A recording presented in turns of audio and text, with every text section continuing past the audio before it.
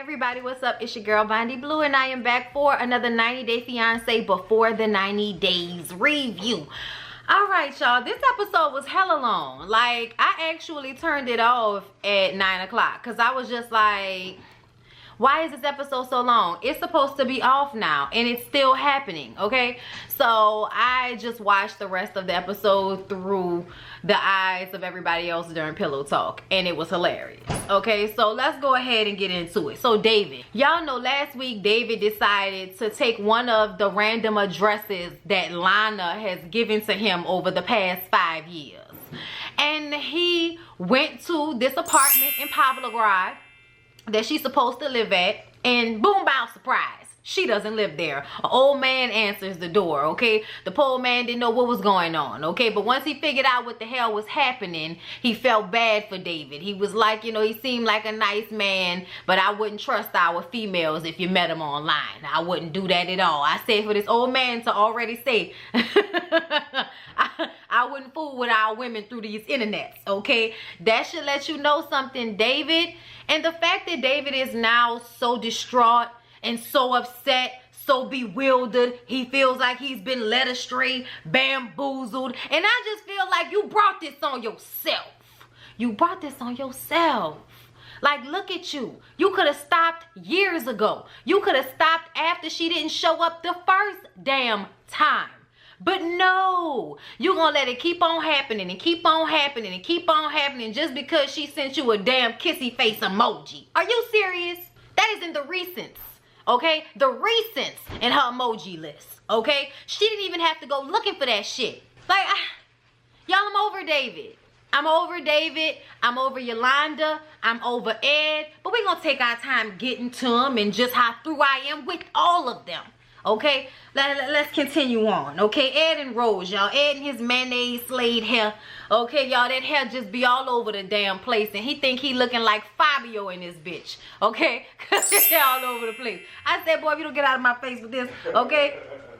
So y'all know she got to say goodbye to her son and to her sister because she's going on this vacation with Ed, okay? Who's going to turn down a vacation on the beach, okay? In paradise. Nobody is going to pass that up, especially if they live on a pallet on the floor next to the rat, okay? So I understand why sis was still going on this trip after all of the things that have already taken place between she and Ed. The situation is still so bothersome to me that she continues to ask for her son to call Ed daddy. He is not that boy's daddy, okay? Stop that shit. You don't even know if you like him, and you got your son calling him daddy. What's wrong with you? Let's start there, okay? You know who he should be calling daddy? Yo damn daddy, okay? His granddaddy. That's the only person that he should be calling daddy besides his own damn daddy, who don't seem to be in the picture. So I'm just really bothered by hearing Rose continue with that ignorantness, okay? Because, you know... You know what I mean? Like, really? You putting those types of, like, expectations on this dude? Come on, bruh. And you don't even know if you want to be with him. Y'all don't even know if y'all gonna be together, and you done already put all of this, you know, daddy shit between him and your son. Son ain't got no relationship with this man, okay? He's sitting up there talking about, your aunt's gonna take really good care of you. Duh. We already know that, okay? She seemingly is already taking care of him whenever Rose is rolling about doing whatever she's doing. So Rose goes on her first flight, y'all, to Palawan, okay? That's the island that they go to. And he bought her a bathing suit, and he bought her a teddy. And she knows nothing of these things, okay? She knows not what a teddy is, all right? She was like, you know, I don't know what to do with this. He was like, you want to try it on? She was like, no. Like, why would I want to do that? Like, you know, that's just so weird, y'all. He is so creepy. And I don't know how to ignore it at this point. And then, y'all, the coup de grace was him giving her the toothpaste, the toothbrush, and the mouthwash. And then he was like, yeah, this is the really good toothpaste because whatever you got not working, okay? Your breath. And, you know, he said, I noticed it at the airport. Her breath is just very, very, very bad. And you know, she looks so embarrassed, and that's because you don't tell her that on camera. You could have said that to her when y'all were in there alone before all those people with cameras came in, and you embarrassed that lady, because now that's all we could think about is how bad is it really. And we don't want to smell it because we know we gonna, you know what I'm saying, like we know we know we're not gonna be okay if we do. Okay, he's explained it enough. But the irony of somebody with no neck, mayonnaise in their hair, probably a little bitty dick, like just so many negatives about him physically. And he wants her to love him for who he is, but yet every time you turn around, it's put this on and, you know, do this and do that and tell me this and, you know, I don't know if I love you because you haven't done this yet. And it's just, it's gonna go on and on and on, y'all. Ed is a well that will never run dry as far as him constantly coming up with new shit to have a problem with as far as this relationship is concerned. Like, you know, how long you was gonna wait before you had this conversation with her about her sister? Like, that's your main problem, right? That's your main issue. Why you wait until now to have this conversation? You should have had that conversation before you even brought your ass over here. Whatever, y'all, I don't have time. But either way, she was in her feelings. Her feelings were hurt that he gave her all of those, you know, tooth and breath and tongue, you know, mouth necessities.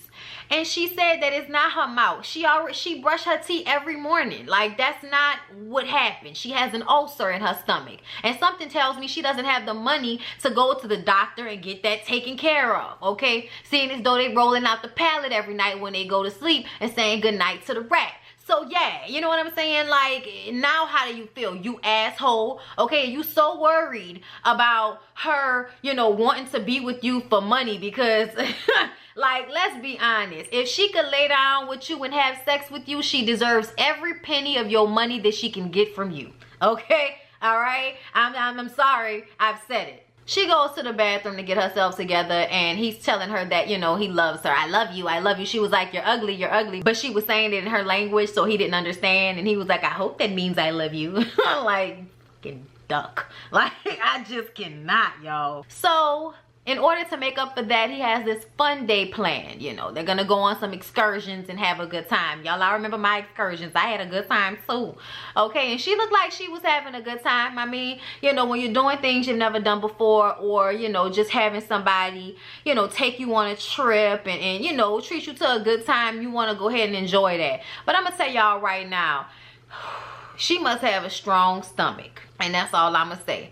Because oh Lord, I'm not even gonna put myself in this situation. So then they go to see some monkeys, y'all, and that shit was hilarious because I didn't understand why he even decided to do that. Like, you knew you wasn't gonna be down for that. You don't like to sweat, you don't like to be around bugs or, you know, all kind of stuff like that. So I was just like, I don't know why he thought this would be a good idea. Y'all should have just, you know, spent the day on the beach getting massages and getting lit, like trying to, you know, let go of the worries of the past few days. That's what y'all should have been trying to do. Find some tequila, you know what I'm saying, out this bitch. But oh no, let me go get robbed by the damn monkey, okay? Like, the monkey kept snatching shit out of his pockets, y'all. It reminded me of that movie with Thora Birch. Y'all remember when she was a little girl? What was it called, y'all? I just watched that movie the other day, where she found the monkey, and the monkey was a thief, and she trained the monkey to be good and all of that. Y'all remember that movie? Oh man, that was such a good movie. I know y'all gonna put it down in the comments and all of that. But yeah, stupid as hell. The funny shit about it was she already knew. Rose already knew how the monkeys were gonna be and that he wasn't gonna wanna go. But I'm sure she liked to see him uncomfortable. He was like, I wanna go now, I wanna go now. He was like, no, no, no, I don't like it anymore. I don't like the monkeys anymore. No, no, no, let's go, let's go, let's go, I'm ready to go. That shit was funny. Oh Lord, yeah, that wasn't a good idea. Go find a spot. Okay, they decide to go on a date, go to a nice, you know, have a little nice dinner, nice little layout outside. Okay, he got the hair mayonnaise back, you know, and he tells her before they order the food that he has something he wants to talk to her about, something he wants to ask her, but he wants to wait until after they eat. And she was like, no, what is the problem? Okay, because he was like, you know, I really love you, but there's just only one problem that I'm having right now. It's like, why would you bring it up if you wasn't willing to have the conversation at that moment? I hate when people do shit like that. That aggravates me. Don't bring it up then. Now you got me worried. So he asked her about her sister, And did she know that her sister asked him for money? And why did her sister tell him not to tell her? I'm like, obviously because, you know, she didn't want her to know that she was asking you for money. But either way, you know, after a lot of foot shaking and editing in these long ass pauses and everything, she finally says, you know, no, I didn't have anything to do with that. But it kind of took a minute for her to say it, okay? There was a lot of other things that were being said before she actually answered the question, which made me feel like she might have known about it. And even if she did, so what? So what? It's obvious they need money. And if you're gonna be laying up with that 23-year-old girl, taking her away from her son, okay, you need to be giving her something for her time. I'm sorry, Ed, okay? But you looking for somebody that's really gonna love you and all of that, good luck. Because I don't see it. Like, it'd be different if you had a good personality, but you don't. Like, you're a douche and got the nerve to not have no damn neck. I am just floored. I'm floored. And she's actually sitting up there telling him, I'm not with you just because of your money. And it's like, girl, please, okay? Yes, you are. Yes, you are. Like, what about him is likable? Yes, you are. Okay, cut it out. Don't lie. You want him for his money. You want him for the health care to get rid of the ulcer and everything else that he can come along with. And he needs to stop bullshitting himself and be real and understand that if you want to be with a 23-year-old woman, then you need to know that you're going to be footing the damn bill. Understand that, okay? Deal with it, all right? Or find somebody your own damn age. But see, you can't find somebody that doesn't need to depend on you, that you can't control, okay? Because see, that's how it go. If you want some young girl, it's probably because you want to control her, and you're gonna complain about her being dependent upon you, but you're seeking out girls who you know will be dependent upon you, okay? Because then you'll be able to control them, because a woman that got her own money ain't about to let you okay, pull out no damn crest on her, all right? Like she don't know what toothpaste is or some shit. Like, y'all, He finally says he believes her after she says that, you know, she doesn't want his money and she had nothing to do with what her sister did. She's not her sister and all of that. I'm like, yeah, okay. Okay, Rose. And then Rose puts it out there. I want two kids with you. I want a relationship. I want a serious, I want a life with you. And he is keeping from her that he plans on getting a vasectomy. I said, Ed, what the shit? Like, why do you want to be with somebody this young if you don't want to have children with her? Like, what is this? Do you want a maid who you can have sex with? Is that what this is about? Like, make me understand, because you don't want to pay. So, like, y'all, look, get Ed away from me. Get him away from me, okay? We all know this relationship ain't going nowhere. So y'all, Ash and Avery.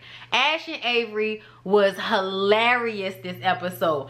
Hilarious. We finally got to see who Ash really is. I mean, we still may not know his real name, but we know now that he's a misogynistic creep.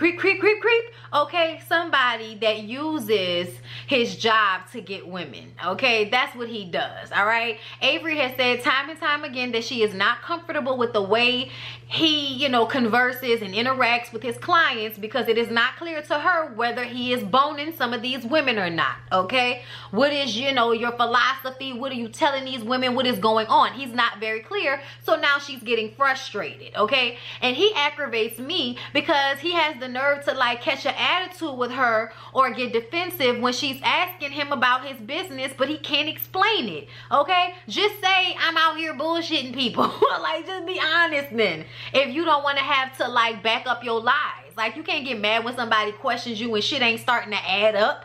You know what I'm saying? Like, whatever. He says that she's being insecure and destructive. I said, oh, there it is. And now we're starting to see it. Because, see, as soon as a woman is too smart for your dumb shit, all of a sudden she's destructive and her mind is too wild and it's all over the place. And she can't compartmentalize because she isn't a man. She's in a masculine energy. I said, oh, wow. This is the dumbest shit I've ever... First up, where he start, y'all, look, okay. So because she wanted to see how he actually interacts with these women, she goes with him when he has a seminar.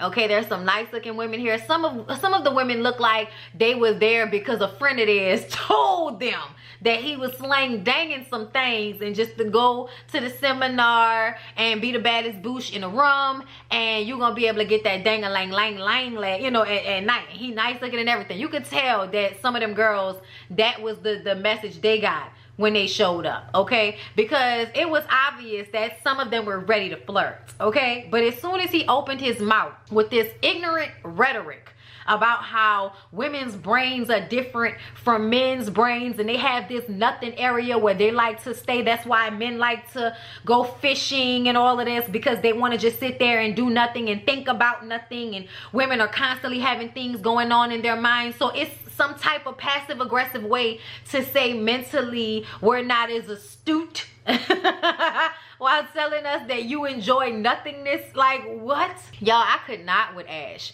It was so uncomfortable. I mean, he was crashing and burning, but I really think that he changed what he was going to say to those women because Avery was sitting in the back of the class. I think that otherwise he would have been selling himself to those women. He would have been telling them about the man that they need, and he would have been giving them some false description of himself.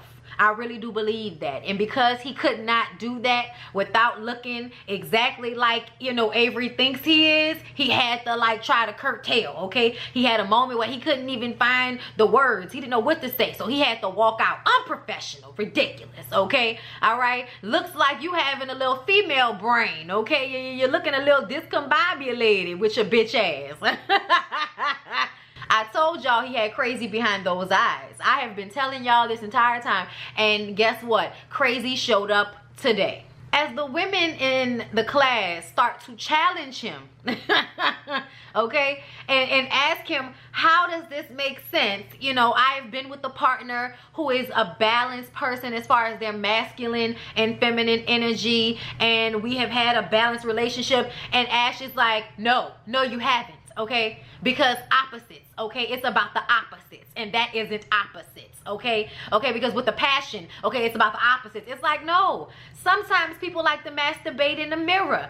Sometimes it's likeness, okay? Like, get out of here with this. Avery is sitting in the back of the class, uncomfortable and ashamed that she's even with this fool. You can tell. She like, if this is the way he thinks about women, we are not on the same page at all. I said, child, he ain't on the same page with nobody. I don't think there are a lot of men his age out there that would say that shit to a room full of women who are all looking at him like, if you don't get out of my face, I am going to kick you in the dick. Like, this is what those women, like, their energies was giving off at, you know, by the time they got to the end of this. Like, give me my money back. You know what I'm saying? So they run out of there after he's embarrassed himself.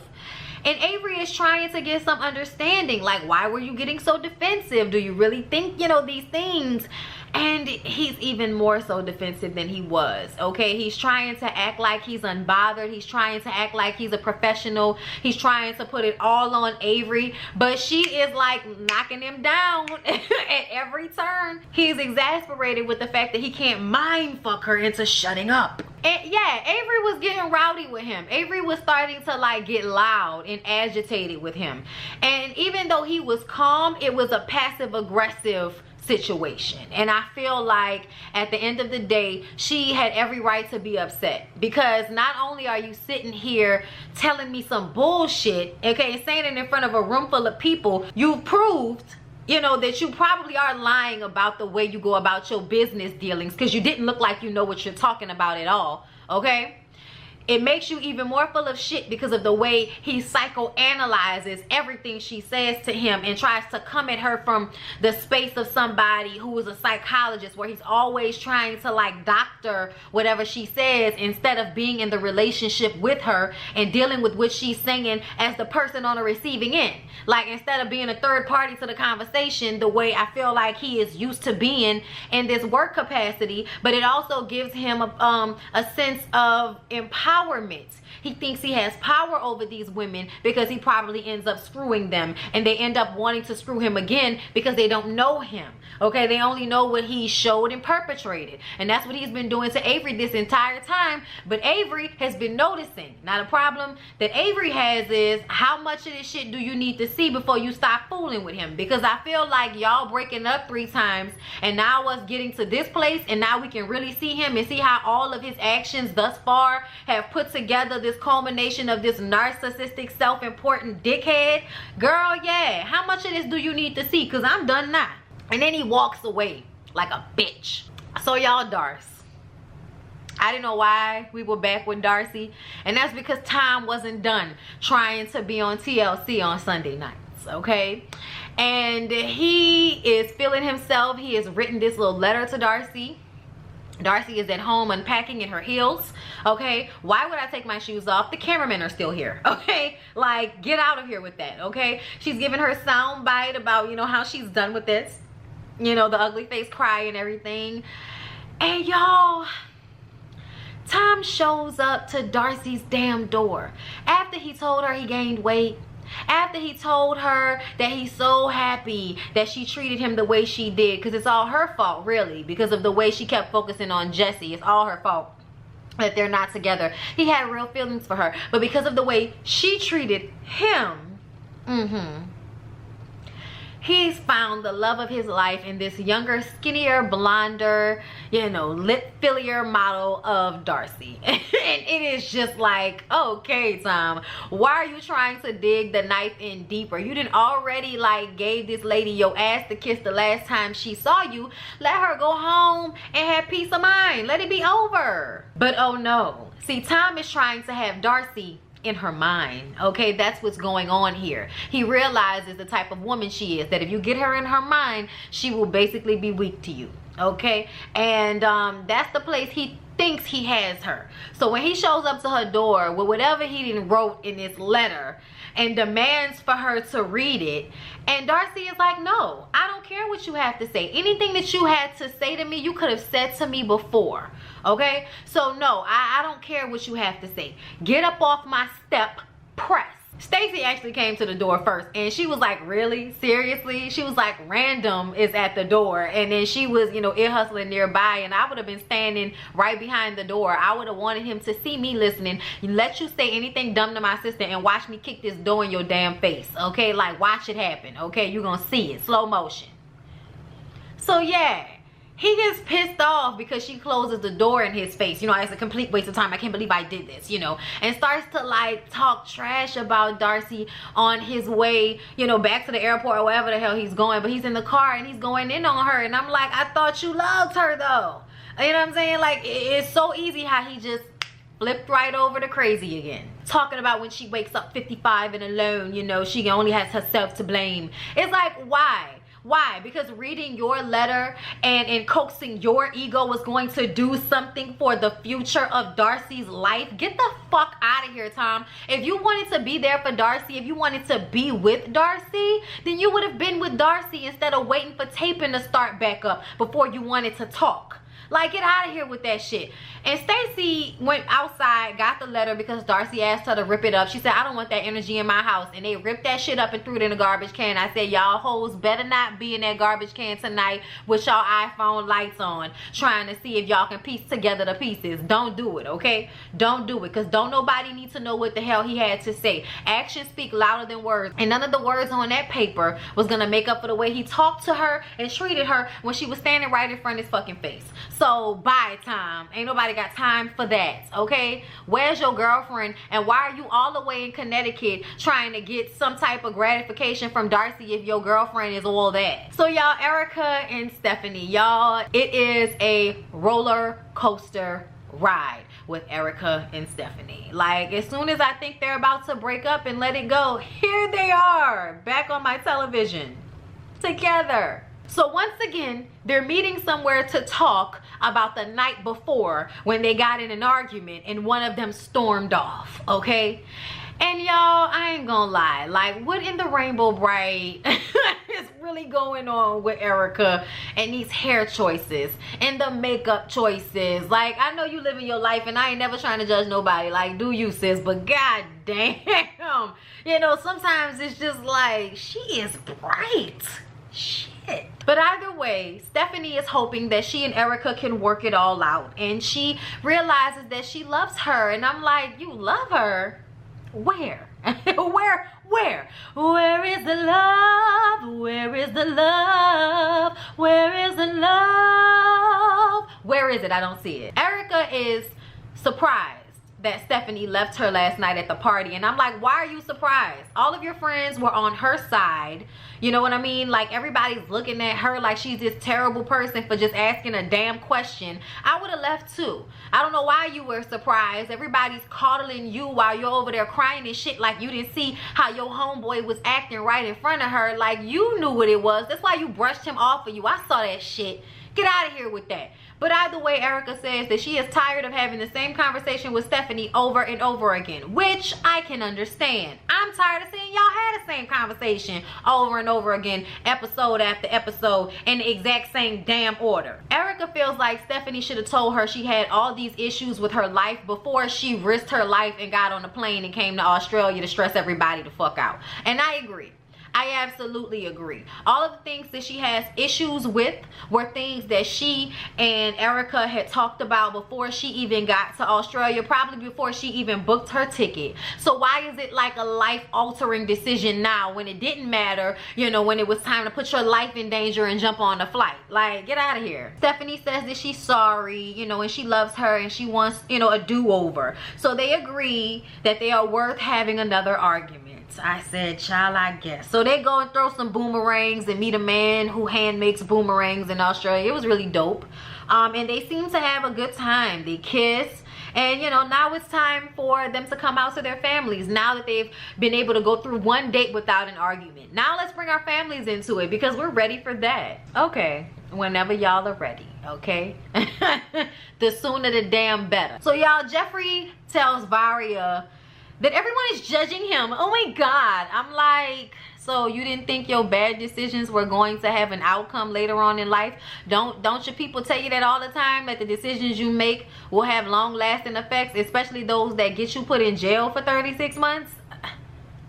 Like, we're so sorry you feel judged. Like, whatever. Like, get over it. She's still not sure how she feels. Like, her brother and her mom really brought it home for her that he may not be the one for her. Like, this is not, you know, a good situation, and his decisions could in some way affect her life. So now she really has to think about it. They go to the woods and meet up with one of Geoffrey's friends from Russia, actually. They met some I wasn't listening. I'm gonna tell you the truth. I don't care how they met, okay? Homeboy was Geoffrey's champion, okay? Homeboy was saying how great of a guy Geoffrey was, and I'm like, so do you not know about the case he has pending with old girl from last year? Either way, it puts something on Varia's mind, okay? And she still doesn't know what she wants to do.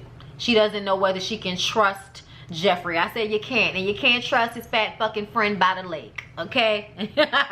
Usman and Lisa, you guys, y'all, they did not give up. It does not matter how many times this man mama done told him that Lisa's ass is too old. He was not giving up.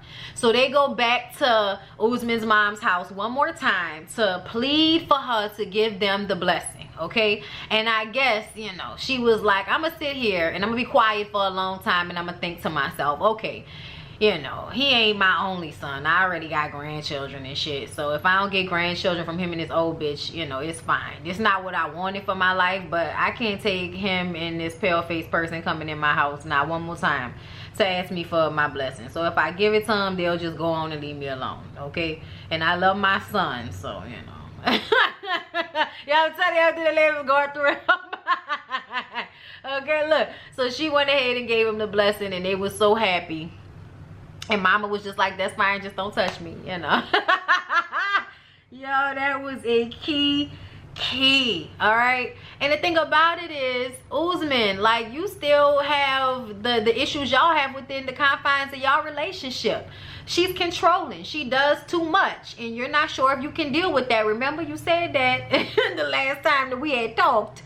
And now you're sitting up here going to buy her a gaudy ass fake ring. Like, child, I guess. More power to him. But I just don't see Lisa and Usman like being a real thing. I just don't. So y'all, Yolanda talks to her daughter and son about Williams and how their relationship has been really stressful lately. You know what I mean? Ever since she got that threat that, you know, if she didn't send somebody some money, they was gonna put out new photos of her that she sent to Williams. But she thinks he was hacked. He was hacked. This is not him.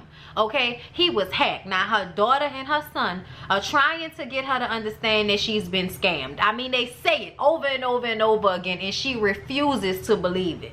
Now some woman she does not know has contacted her to tell her how much Williams loves her and talks about her. Well, the question is then raised, how is it that he can get in contact with this woman, but he can't get in contact with you? Okay, can we talk about that? All right, I don't know. He was hacked. That was the only thing she could say, is that he was hacked. All right, did I mention that the girl's Instagram name was Sweet Pussy? I'm dead. Okay, do you know how many girls on Instagram names are Sweet Pussy? I looked it up. Too many. Okay, but anyway, so they decided to do a reverse search image on Williams' picture. Okay, and that's exactly what they sit down and do, and I don't think we got the answer this episode. We get the episode next week about what's gonna happen with Williams and Yolanda and everything. Y'all, what's wrong with her? Why she won't accept she being scammed? What's wrong with her and David? Is this like an old people's disease thing? Like, no disrespect, because that's what my mama is, probably older than Yolanda, and my mama would never get caught up in no foolishness like this. So Lyric's mom is older than my mom, and she wouldn't get caught up in no foolishness like this. We know, okay? All right, because you know our mamas are hot girls. You know they date. You know, so yeah, no, this is stupid. This is dumb, but it's entertaining, and I enjoyed it, and I enjoy reviewing it, so I hope y'all enjoy watching. Please don't forget to like, comment, and subscribe to my channel if you have not already. I love you guys so much. Please be safe, and I will see y'all in the next one.